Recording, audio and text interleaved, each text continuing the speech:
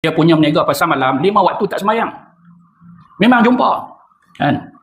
Satu kakak ni, dia mengaji dalam kuliah muslimat saya. Satu kakak ni, dia bagi tahu ustaz, jiran saya ustaz. Kan? Tak tahulah macam mana tiba-tiba hati saya tergerak nak sembang dengan dia hari tu. Lepas tu saya pilih beranikan buka mulut, tapi rasa macam berani hari tu tak tahu. Kan? Lama duk jiran dengan jiran dia tu, apalah, jiran punya pasal, dia punya pasal. Kan? Keluar masuk rumah sendiri, ada waktu-waktu ziarah. Jiran pun main ziarah dia. Nak sembang tentang apa semayang ke tak semayang, tiba-tiba hari ni terkeluar. Kan? Dia jadi berani nak sembang benda tu. Tak tahu dah sepak. Dia tanya lah, nak tanya betul-betul lah hang ni. Dia ni tua sikit pada kawan tu. Nak tanya hang sikit. Lama yang kita berjiran ni saja, aku rasa macam nak tanya yang tu kat hang. Hang jangan tersinggung lah, jangan tersinggung. Dia tak singgung ha? Kita jiran baik.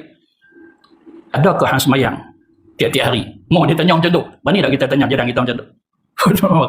Tak usah lagi dia